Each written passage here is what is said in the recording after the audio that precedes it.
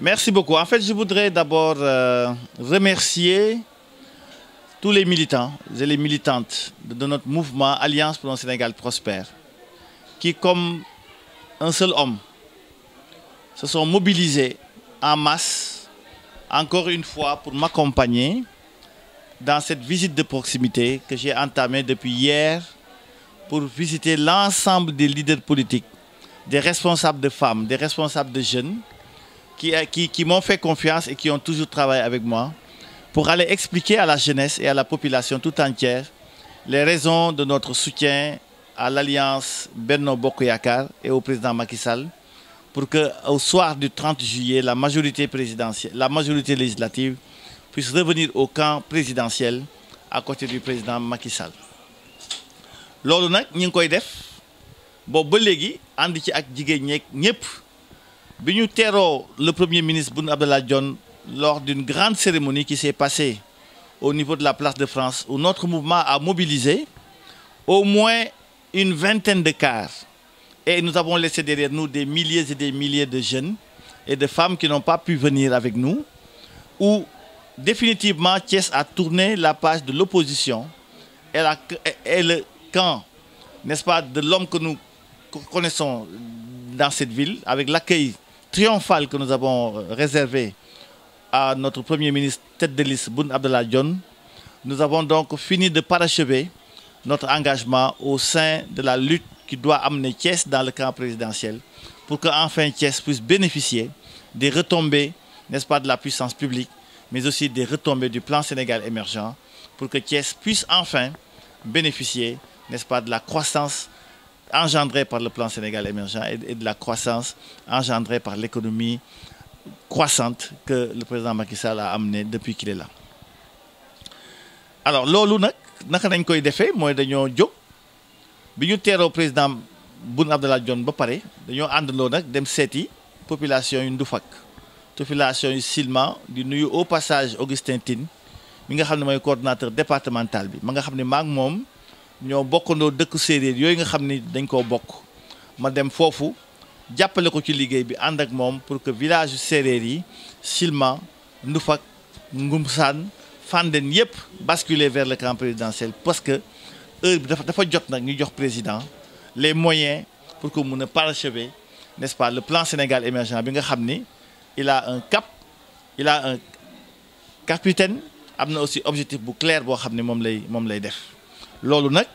biñ koy def ñu ngi ci ànd ak population wu Thiès yi ànd ci ak jigéen ñi ànd ci ak ndaw yi xam nga ñoom dañoo tànn rek bëgg ñu seen xol jiital ñu ba nga xam ne mënatuñu def leneen lu ànd ak ñoom. Loolu nag ñuy sant waa Thiès yëpp parce que Thiès wane na ni ñoom bëgg nañ ñu, Thiès wane na ni bëgg nañ président Macky Sall, Thiès wane nañu bëgg nañ changement, Thiès wane nañu bëgg nañoo ànd ak nguur gi liggéey. Parce que Thiès nag ni ma ko waxee nit ñi léegi dafa jot ñu tàllal loxo nguur parce que affaire xëccoo présidentielle loolu population bi c'est pas leur objectif. Population li mu bëgg mooy dëkku Thiès président Macky Sall mën ko gestu. Dëkku Thiès PUDC bi commencé ñu gën ko continuer dans les ruelles de Thiès, particulièrement à Hersent Darou Salam, qui regorge quasiment dans la zone est la moitié ou plus de la moitié de l'électorat de Thiès. te koñ yooyu nag dañoo musul bénéficier dara ci accompagnement état. Loolu nag may lancer un appel pour que le président de la République xam ni Thiès aussi yamul seulement dans la zone ouest. Thiès dafa nekk dans la zone est, nekk dans la zone nord te Thiès est dafa regrouper ay populations yoo xam c'est des populations démunies te Macky Sall dafa nekk koo xam ni dafa bëgg ñi nga xam ne amuñu da leen di jàppale. Da koy naqari moo tax mu bëgg jàppale leen xeexal néew gi doole ji loolu ku ko xam moom xam parcours am xam ni loolu mooy combat am de tous les jours. Moo tax ma koy tàllal loxo pour mu ñëw fekk ci population thiessoise yi fekk ci les populations de Thiès Est pour que ensemble nous puissions travailler vers les élections 2019 parce que élection 2017 yi man awma ki sikki sàkk ni que en principe si les populations ce qu'elles nous ont montré aujourd'hui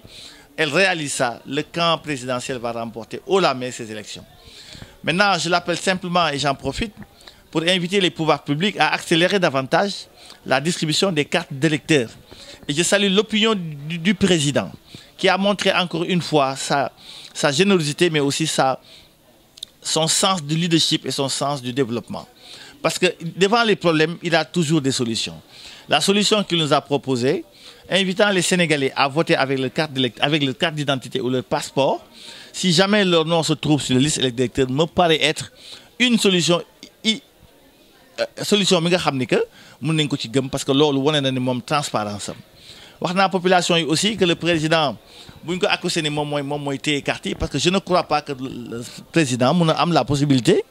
mun a xàmmee yan électeurs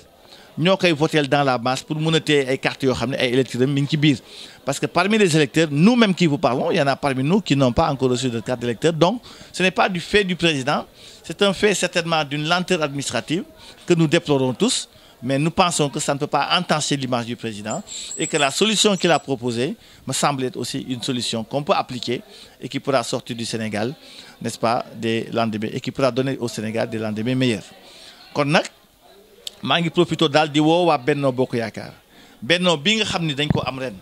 ànd ci ak waa PS ànd ci ak waa PIT ànd ci ak waa APR ànd ci ak mon frère Abdou Mbow ànd ci ak mon frère Sidé Dia ànd ci ak mon frère Maodo Malick ànd ci ak Augustin Tine ànd ci ak tous les ministres qui se sont réunis pour que ensemble ñu mën a liggéey la main dans la main je pense que union boobu ñu def ren yàlla dina ci wàcce barke ba nga xam ne mouvement politique yi ñëw nag au nom du mouvement politique Alliance pour un Sénégal prospère mon ami Babacar Fall mon ami Babacar Pascal Ndione et je salue au passage Abdoulaye Dieye ñooñu ñëpp réunis gëm naa ni ko Thiès nag mën nañoo gëm ni seeni doom jóg nañu seeni nawle jóg nañu ñi bëgg Thiès dëggantaan jóg nañ ci wutuñ ci benn intérêt politicien ndax dañoo gëm ni que le plan Sénégal émergent autour du président Macky Sall mën na amener les changements attendus par les Thiessois et les changements attendus par les populations. Donc j'invite solennellement ceux qui votent pour moi, ceux qui aiment ce que je fais, ceux qui croient à notre clairvoyance, de participer à ces élections législatives et de voter la liste Benno Bokk Yaakaar pour qu'ensemble nous puissions avoir l'espoir et atteindre l'objectif de l'émergence et finalement atteindre la prospérité tant attendue par les populations de Thiès et du Sénégal. Kon daal maa ngi gërëm ñëpp di gërëm sama militants yi nag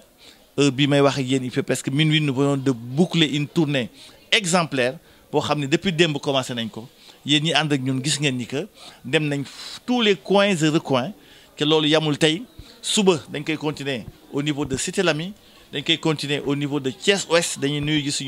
suñu mag suñu mbokk suñu xarit Babacar Fall fekk Thiès Est ànd ak moom ci liggéey bu rafet bi muy def pour que Thiès yëpp nekk benn parce que Thiès moo ñu ñor Thiès moo ñor président Macky Sall kon loolu dañu bëgg a ànd ak moom di woo population bi ñu jàppale ko ci liggéey boobu. di sant ñëpp nag di gërëm ñëpp leen jox rendez-vous le jour du vote pour que ñu àndandoo ñun ñëpp dem voter la liste Benno Bokk Yaakaar pour que Sénégal continue jot yaakaar bi mu amoon ci président Macky Sall yaakaar boobu ñu mën ko eggale ci jàmm ak salaam.